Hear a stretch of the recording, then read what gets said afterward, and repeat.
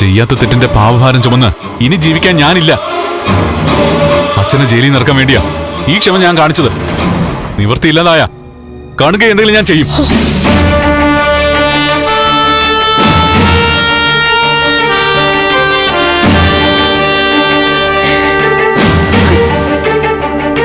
ഇപ്പൊ ഞാൻ എന്താ ചെയ്യ?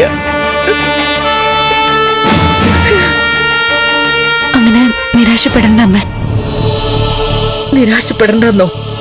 ഇല്ല, നിരാശപ്പെടുന്നില്ല. ആശയോടെ ഇരിക്കാനുള്ള ഒന്ന് രണ്ട് കാര്യങ്ങൾ പറയും, കേക്കട്ടെ.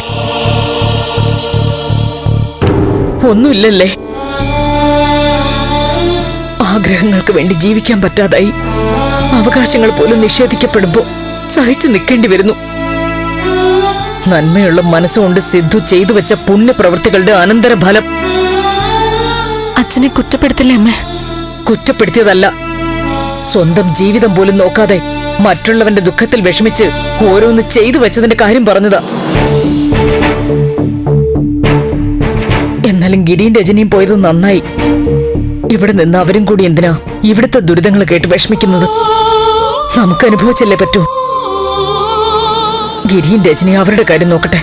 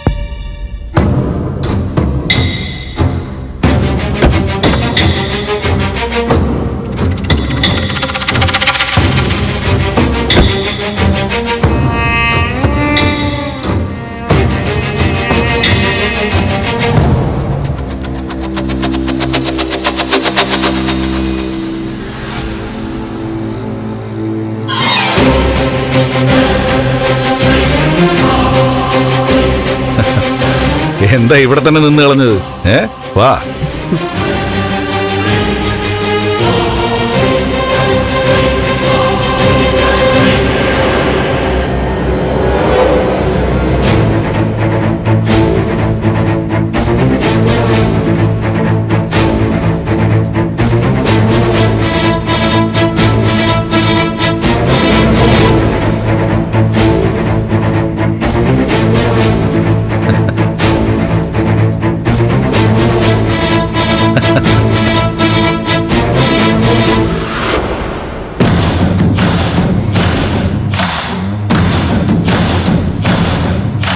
ചേച്ചിയാകെ അമ്പരന്ന് നിൽക്കുകയല്ലേ?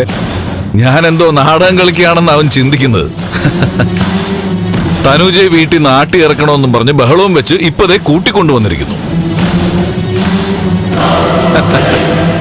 ഇവളിനി തേവക്കാട്ട കുട്ടിയാ ചേച്ചി. എടാ, നീ പറഞ്ഞതുപോലെ ഞാൻ തിരിച്ചു ചോദിക്കട്ടെ, നീ എന്താ നാടകം കളിക്കുക? അല്ല ചേച്ചി, തനുജ അന്ന് പറഞ്ഞു ഞാനും ഇവളൊക്കെ ചില കാര്യങ്ങളിൽ ഒരുപോലെയാണെന്ന്. ചേച്ചിക്ക് ഓർമ്മയുണ്ടാവുമല്ലോ, അന്ന് ഞാൻ ഇവളോട് തട്ടിക്കേറി. ഇപ്പോഴാണ് ഞാൻ കാര്യങ്ങളൊക്കെ തിരിച്ചറിയുന്നത്. ഞങ്ങൾ ഒരേ ലൈനാ. ആ ചേച്ചി, ചന്ദ്രോത്ത് വീട് ജപ്ത് ചെയ്ത് ഇവളുടെ പേരിലാക്കാൻ വേണ്ടി ഇവള് വക്കീൽ നോട്ടീസ് അയച്ചു. ആണോ? ആ ചേച്ചി,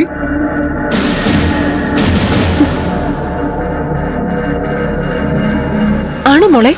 നീ എങ്ങനെ ചെയ്തോ? അതെ, ആ വീട് എനിക്ക് അവകാശപ്പെട്ടതല്ലേ മാഡം. മക്കൾക്ക് തുല്യമായി പോവേണ്ടത്.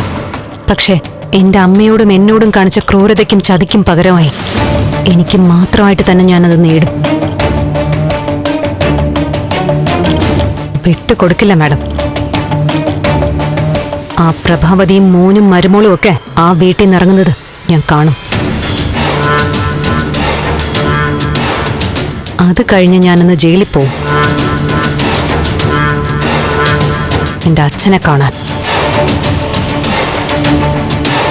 അദ്ദേഹത്തിന്റെ അവസ്ഥയിൽ സഹതപിക്കാനല്ല, എന്നെ അംഗീകരിച്ച ചന്ദ്രോത്ത് തിരിച്ചു കൊടുക്കുമെന്ന് പറയാൻ.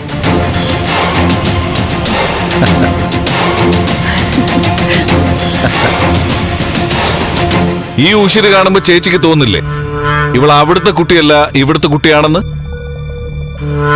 ബാലോട്ടനും എനിക്കൊക്കെയുള്ള വീറും വാശിയും ഇവൾക്കും ഉണ്ട്. ഇവളിനി ഇവിടുത്തെ ആളായിട്ട് ഇവിടെ നിൽക്കട്ടെ ചേച്ചി. മറ്റൊരു വീട്ടിലാ തനുജ നിൽക്കുന്നെങ്കിലും എന്റെ മോളായി എന്റെ മനസ്സിൽ തന്നെ ഇവള് കൂടെയുണ്ട്. പറഞ്ഞില്ലേ, ബാലുവിന് തനുജയോട് ഒരു പ്രത്യേക വാത്സല്യം ഉണ്ടായിരുന്നു.